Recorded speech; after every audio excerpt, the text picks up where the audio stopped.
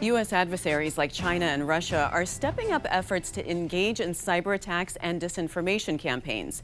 Those actions are part of the gray zone and an area of intensifying strategic competition. The increasing frequency of adversarial efforts is revealing cracks in the U.S. government's data sharing and analyses.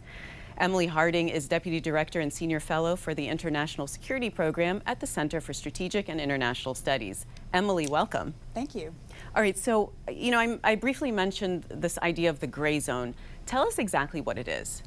So Americans tend to think of the spectrum of war and peace in just those terms. There's war and then there's peace. Our adversaries, on the other hand, think of it as much more of a gray spectrum. They think about peacetime activities, but then they think about before wartime activities, these measures short of war. And that can be things like spreading mis and disinformation. That can be things like China building islands in the South China Sea. That can even go to private military corporations moving around the globe and advancing that country's interests, even if it's deniable activity. So how do they block the U.S.'s ability to see that kind of activity? The deniability piece is really the key. There's just enough of an arm's length between what the adversary is doing and saying and what the people on the ground are doing and saying on their behalf. So mis and disinformation, for example. When the Russians tried to influence the 2016 elections, they didn't come out and say, hey, we're Russia, and this is our social media posts. They came out pretending to be American citizens, thus hiding from the U.S. government. And protected by First Amendment rights. Exactly. So let's talk about data. What kind of data does the U.S. need to start collecting? So the problem is that the U.S. government needs a lot of little data points from a whole bunch of different areas.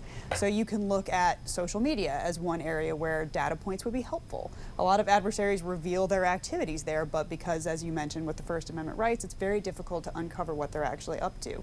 You also need a whole host of traditional intelligence collection methods like imagery or SIGINT, but then it can be things as simple as open source intelligence. There's press reporting out there. There's tracking data through ads.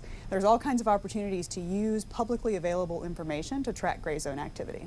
All right, so it's not enough to just collect the data. You've got to make it into actionable intelligence. How do you do that?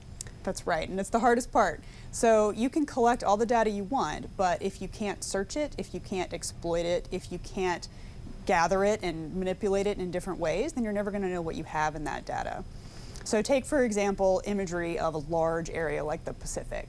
You can never look at every single piece of imagery that you collect. There's just too much of it, and a human only has, so many hours in the day.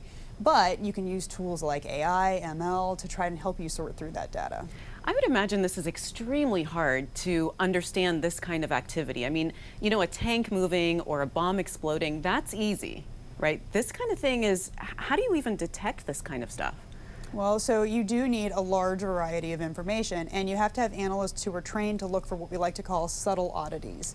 It's not just a big bomb going off that's going to say, okay, something happened, clearly we need to explore it.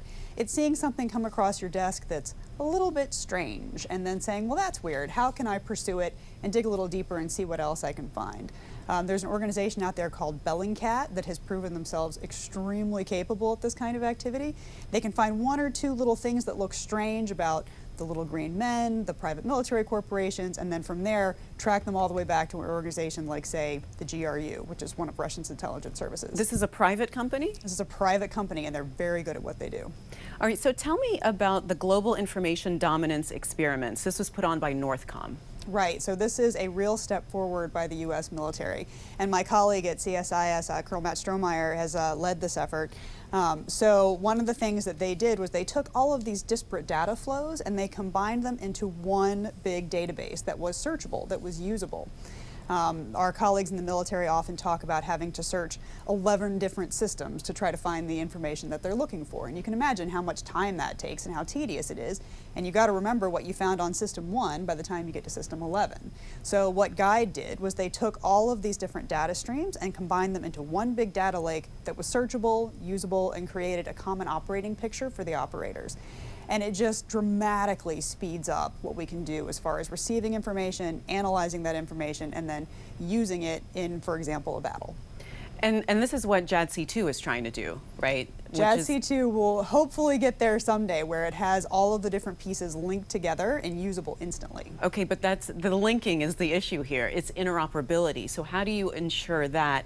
And not just within the government, but with private industry, because there's proprietary information involved. That's exactly right. So it's going to have to be a partnership between the U.S. government and private industry. And on the U.S. government side, what they're going to have to do is demand of private industry that the data they provide is interoperable, that your bespoke data system doesn't go into a bespoke database and then just sit there where it's unusable. Instead, that data needs to come out of that database and go into this bigger data lake where you can get to the whole thing all at once. And it just means that the government's going to have to pay a little bit more for that data, honestly, which the government doesn't like to do. But it also means that industry needs to be a little bit more flexible. Instead of giving 5 contracts for 5 different points of access, it needs to give general access to this data that the government desperately needs in order to compete with, say, China. The other thing that you mentioned in your piece is data literacy and getting a high-tech workforce and upskilling the workforce. What are your recommendations about that? So this is going to be a massive challenge for industry and for the government, just finding the tech talent that we need to accomplish these tasks in the future. The government's going to have to compete, and I think that there have been a lot of great recommendations lately about doing things to create flows of people in and out of the tech sector. So if you could create this digital reserve corps that can come and serve in the government for a month every year, or if you could create a program where somebody coming out of school gets their loans paid for, and then at the same time they get 3 years, 4 years of government service.